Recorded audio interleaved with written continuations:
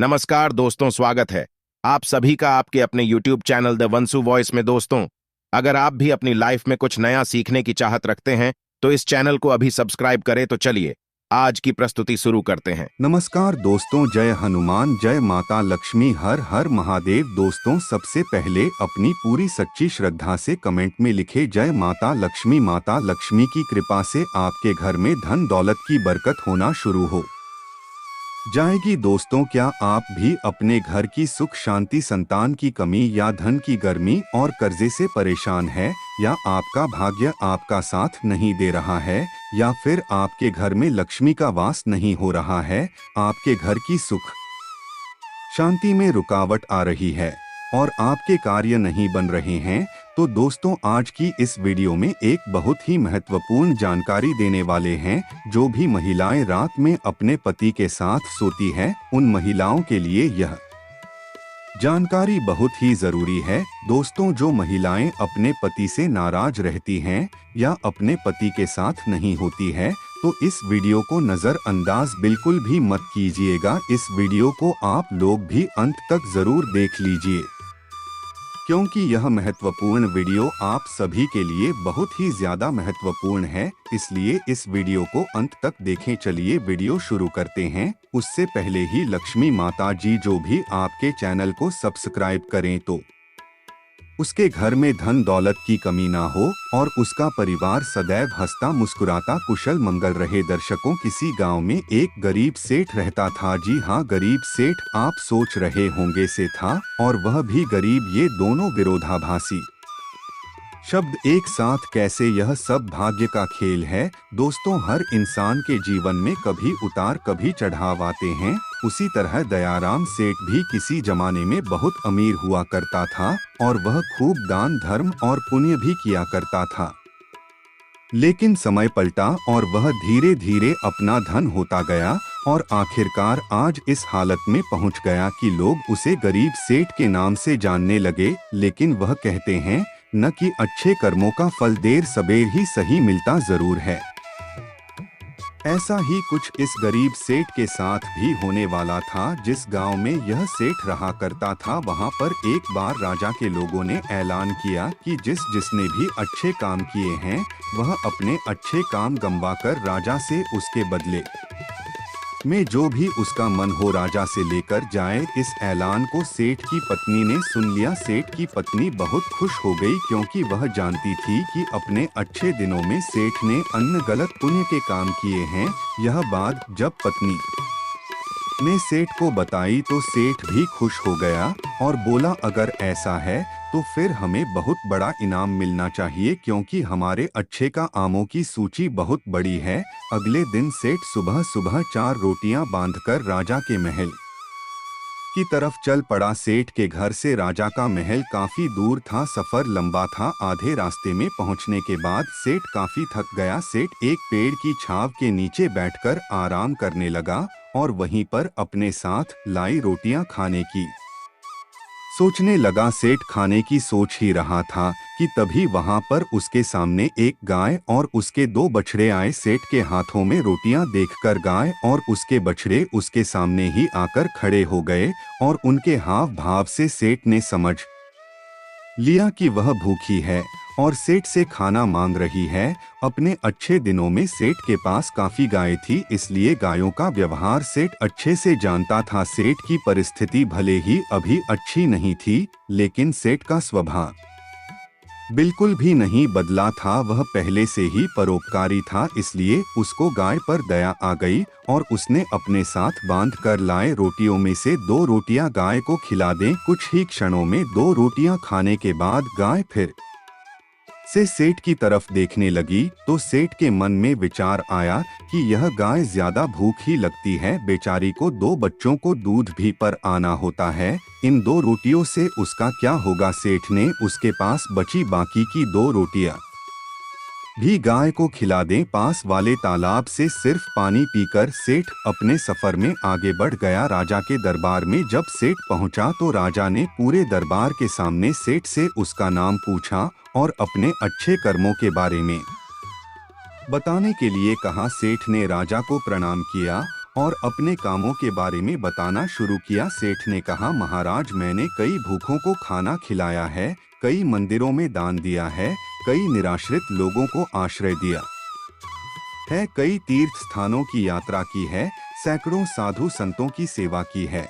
और ऐसे ही दर्जनों काम बताने के बाद सेठ बोला, महाराज, यह है मेरे कई सारे अच्छे कर्मों में से कुछ अच्छे कर्म, इनके बदले आप जो भी ना देना चाहे दे दीजिए। थोड़ी देर सोचने के बाद राजा बोला, अगर तुम्हारे कुछ और अच्छे कर्म है तो वह बताओ, क्योंकि अब तक तुमने जो मुझे बताए हैं उन्हें मैं अच्छे कर्म की श्रेणी में नहीं गिनता। सेठ को राजा की बात सुनकर बड़ा आश्चर्य हुआ। सेठ ने राजा को हाथ जोड़कर कहा, अगर आपको मेरे बताए यह कर्म अच्छे कम नहीं लगते तो मेरा बाकी के कर्मों का उल्लेख करना फिजूल होगा। आप मुझे इजाजत दीजिए, मैं वापस जाता है। सेठ दरबार छोड़कर जाने लगा। तब राजा के दरबारियों में से एक ने राजा के पास जाकर कुछ कहा, जिसे सुनने के बाद राजा ने सेठ को वापस दरबार में बुलाया। राजा बोला, तुमने अपने आज के अच्छे काम के बारे में तो बताया ही नहीं। सेठ बोला, महाराज, आज मैंने कोई अच्छा काम किया ही नहीं, फिर मैं आपको कैसे बताऊं। राजा ने उसी दरबारी को खड़े होकर सारी घटना बताने के लिए कहा जिसने राजा को उसके बारे में बताया था। दरबारी खड़ा हुआ और बोला, महाराज, जैसे कि मैंने आपको बताया, मैं उसी गांव में रहता हूं जहां पर यह सेठ आराम करने बैठा था, और मैंने वहां देखा कि कैसे इन्होंने अपना सारा खाना पास आई गाय को खिला दिया और खुद बिना खाए सिर्फ पानी पीकर भूखे रहे। सेठ को पता चला कि राजा के इस बारे में बात कर रहा था, तो सेठ ने राजा से कहा, किसी जानवर को खाना खिलाना कौन सा पुण्य का काम है, और इस बात को तो मैंने कब का भुला दिया था। राजा ने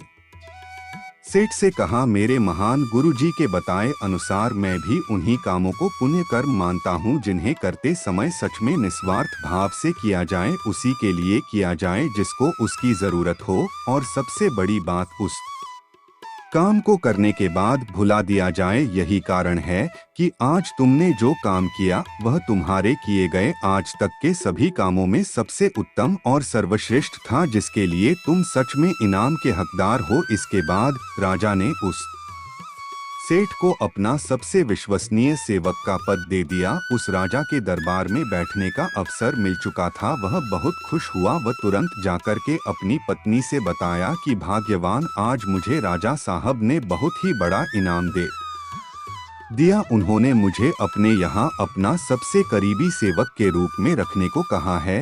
यह सुनकर पत्नी खूब खुश हो गई और कहने लगी है, भगवान तेरा लाख लाख शुक्र है, आज तूने मेरी सुन ही ली। अब सेठ राजा के निजी सेवक के रूप में राजा के साथ रहने लगा। राजा उस पर बहुत ज्यादा भरोसा करता था, क्योंकि उसे पता था कि सेठ बहुत ही ईमानदार आदमी है।